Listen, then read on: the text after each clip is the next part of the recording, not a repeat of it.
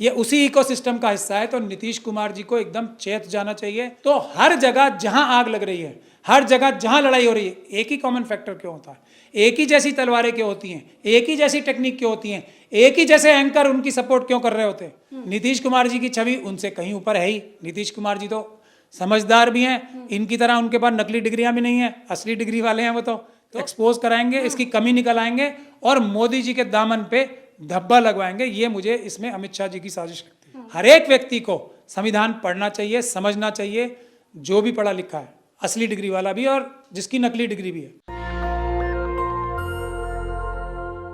नमस्कार, मैं ज्योति यादव आप सभी का नेशनल दस्तक पर स्वागत करती हूँ। बता दें कि रामनवमी को जो हादसा आप कहिए या दुर्घटना कहिए, आप जो भी कहिए, लेकिन जो खतरनाक हुआ, ना केवल रामनवमी पर झारखंड में बल्कि बिहार में, पश्चिम बंगाल में, तमाम जगहों पर ऐसा हुआ, जिसके बाद अभी तक 183 लोगों को गिरफ्तार तो कर लिया गया है, लेकिन बीजेपी बार बार अब नीतीश कुमार पर कटाक्ष कर रही है। इस वक्त स्क्रीन पर आपको मेरे साथ महमूद प्राचा, एडवोकेट महमूद प्राचा जी दिखाई दे रहे होंगे। ये किसी परिचय के मोहताज नहीं है, तो मैं परिचय देने में समय व्यर्थ नहीं करना चाहूंगी। बस इतना बताना चाहूंगी कि कल इन्होंने बिहार का दौरा किया और जो खबर ये इस वक्त आपको बताएंगे उसे सुनकर तो शायद आप लोग भी चौंक जाए। सबसे पहले मैं स्वागत करना चाहूंगी सर आपका। शुक्रिया, बहुत बहुत। सर, दौरे से आपको क्या नजर आया? मतलब क्या हो रहा है वहां पर? बताया जा रहा है बिहार में आग जली हुई है, उसका जिम्मेदार नीतीश कुमार को बताया जा रहा है। ना तो ये हादसा है जैसे आपने कहा, ना ये दुर्घटना है।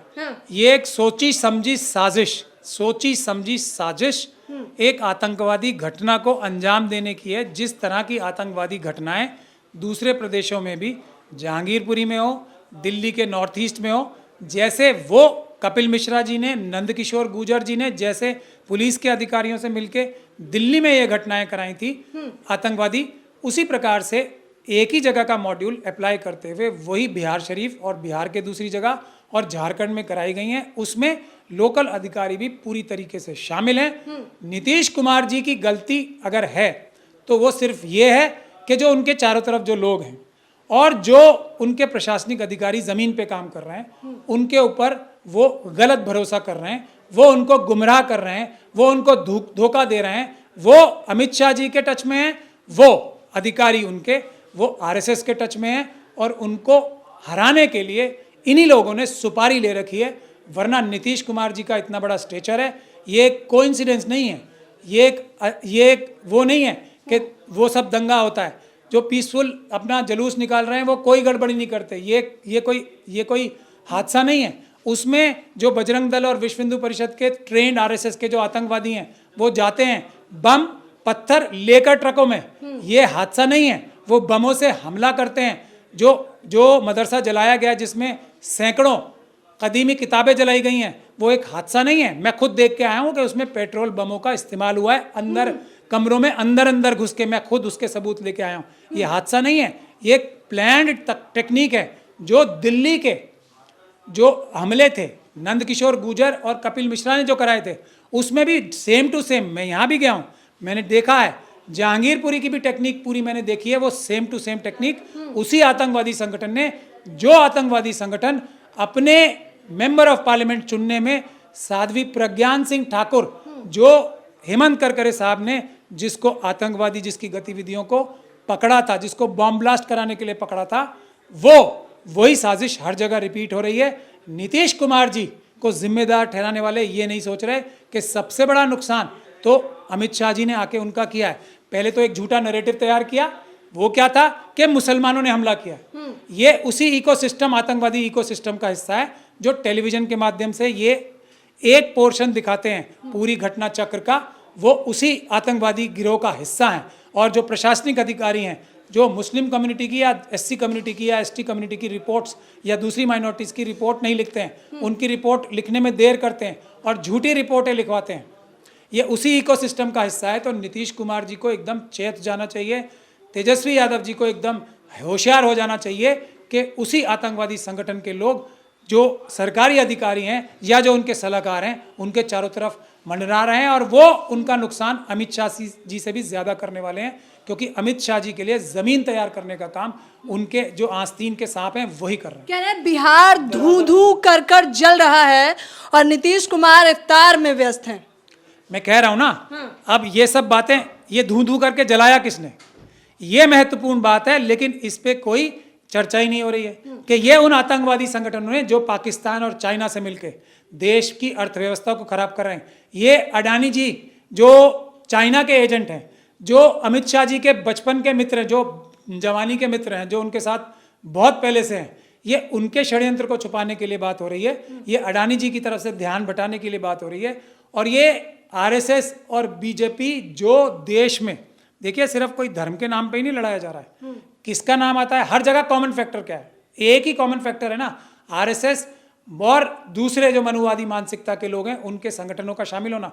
मनीष कश्यप कौन है, वो क्या धर्म की लड़ाई करा रहा था, वो करा रहा था तमिल भाषी लोगों की हिंदी भाषी लोगों से लड़ाई करा रहा था, वो तमिलनाडु के लोगों से बिहार की लड़ाई करा रहा था। ये कितनी बड़ी साजिश है, देश में रीजन के नाम पे लड़ाई कराओ। वो कौन है, वो खुद आरएसएस का हिस्सा है। तो हर जगह जहां आग लग रही है, हर जगह जहां लड़ाई हो रही है, एक ही कॉमन फैक्टर क्यों होता है, एक ही जैसी तलवारें क्यों होती हैं, एक ही जैसी टेक्निक क्यों होती हैं, एक ही जैसे एंकर उनकी सपोर्ट क्यों कर रहे होते हैं, एक ही एंकर होते हैं ना, एक ही ग्रुप ऑफ एंकर है, कोई दूसरे तो नहीं है। एक ही तरह के हथियार जो सब जगह बटते हैं, आप देख लीजिए, त्रिशूल एक ही तरह का होता है, एक ही तरह के झंडे, एक ही तरह के गमछे, हर जगह कॉमन फैक्टर क्या है, आरएसएस का हेडक्वार्टर नागपुर, जहां से इन सभी आतंकवादियों को ट्रेनिंग हो रही है।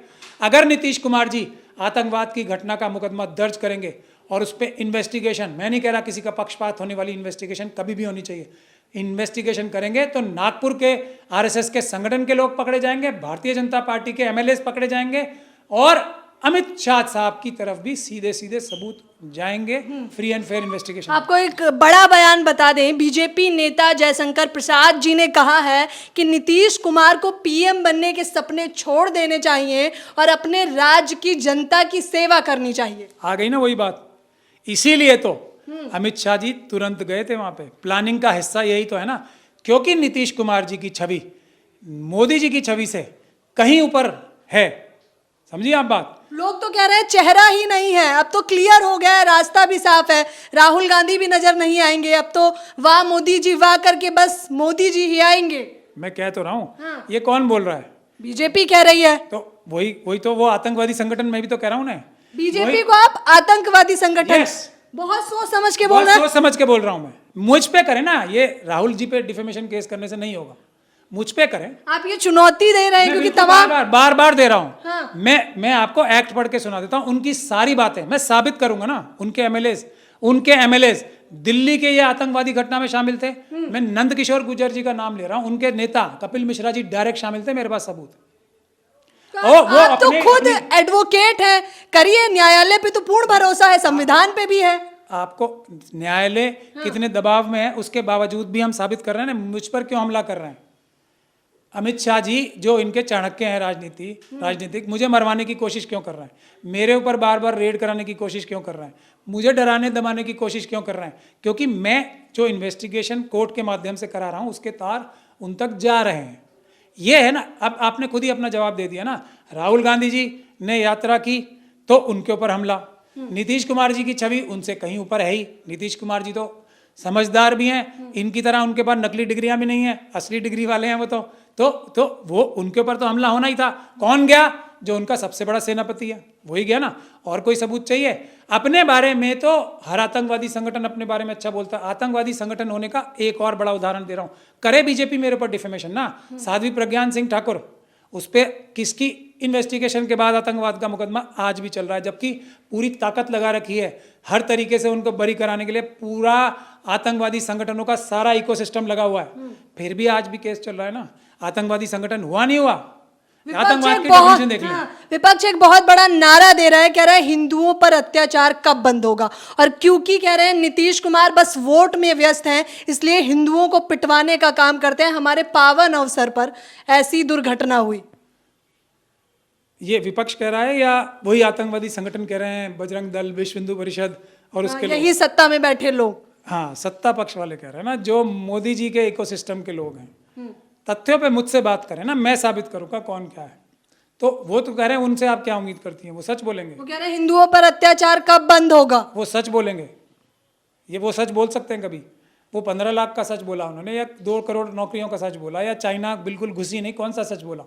उनसे आप देखिए, जो भी ये एक जो वो है ना तंत्र, उसके लोग बोलें तो आपको उसका उल्टा समझना चाहिए। वो बात बोलते हैं वो जो झूठी होती है, तो वो जो भी बोल रहे हैं वो झूठ है। अब सारी समस्याओं का हल यही है, जो भी इनके लोग बोलेंगे वो झूठ है, ऐसे मान के चलेंगे तो सब चीज़ें बहुत आसान हो जाएंगी। कह रहे हैं योगी का राम राज होता तो ऐसा ना होता, जनता पिस चुकी है नीतीश कुमार की सरकार में। तो अब मैं देखिए, मैं तो इस बहस में कभी पढ़ता ही नहीं हूँ।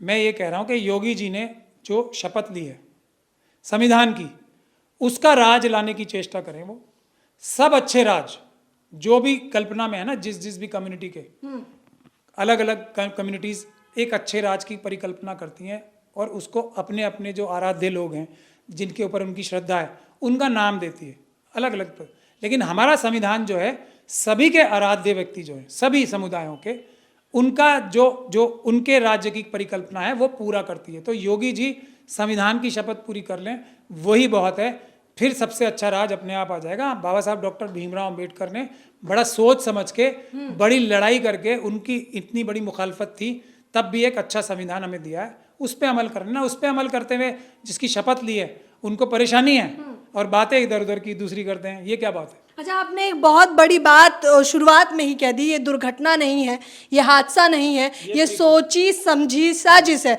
तो मैं चाहूंगी कि कारणों और तथ्यों के साथ आप जनता को बताइए, ऐसा क्यों कहा आपने?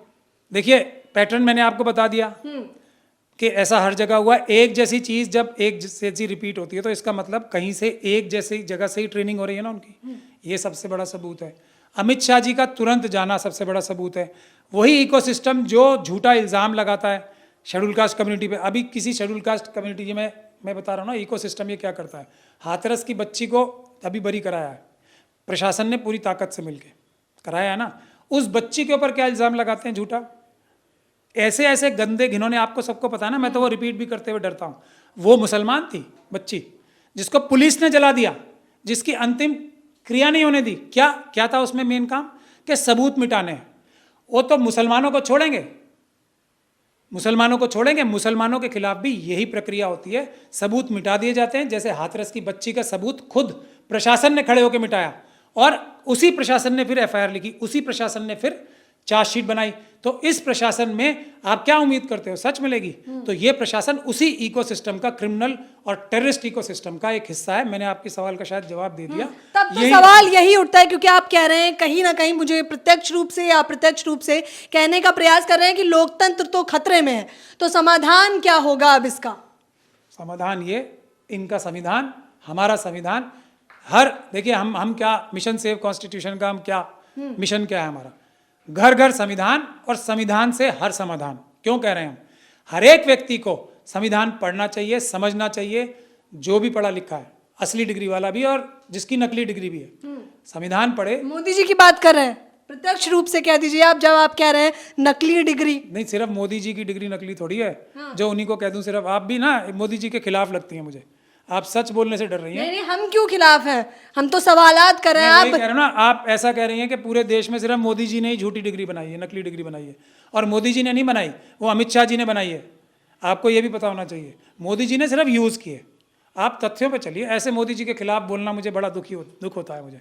तो मोदी जी के अलावा अभी तो इस आतंकवादी संगठन के और इस आतंकवादी संगठन के बाहर भी बहुत सारी लोगों की डिग्रियां नकली हैं। मोदी जी को चिन्हित करना गलत बात है। बहुत सारे लोगों ने नकली डिग्रियां बनाई हैं, मोदी जी ने भी बनाई है, पर वो अमित शाह जी ने जानबूझ के ऐसी नकली डिग्री बनाई थी जो पकड़ी जाए। अच्छी डिग्री भी, मतलब नकल में भी अकल नहीं की जान के, अमित शाह साहब जैसे समझदार आदमी ने, तो वो उसका पर्पज़ एक ही हो सकता है कि एक दिन इसी डिग्री को एक्सपोज कराएंगे, इसकी कमी निकल आएंगे और मोदी जी के दामन पे धब्बा लगवाएंगे। ये मुझे इसमें अमित शाह जी की साजिश लगती है। देखिए कितने अप्रत्यक्ष रूप से महमूद प्राचा जी कटाक्ष कर रहे हैं। साफ तौर पर जनता समझदार है तो समझ ही गई होगी किस प्रकार से बिहार में जो दंगे हुए, आगजनी हुई, उसके लिए जिम्मेदार कौन है, ये आपको समझ आ गया होगा। इस पूरी खबर के बारे में आपकी क्या राय है, मुझे बताना बिल्कुल ना भूलें। कैमरा पर्सन तोहित के साथ ज्योति यादव, नेशनल दस्तक। धन्यवाद। नेशनल दस्तक की आपसे गुजारिश है कि अगर इसको बचाना चाहते हैं तो नेशनल दस्तक को सब्सक्राइब करने के लिए रेड कलर के सब्सक्राइब बटन को दबाएं, फिर बेल आइकन की घंटी दबाएं। नेशनल दस्तक को बचाने के लिए बहुत ज़रूरी है कि हर खबर को शेयर करें, लाइक करें, कमेंट जरूर करें।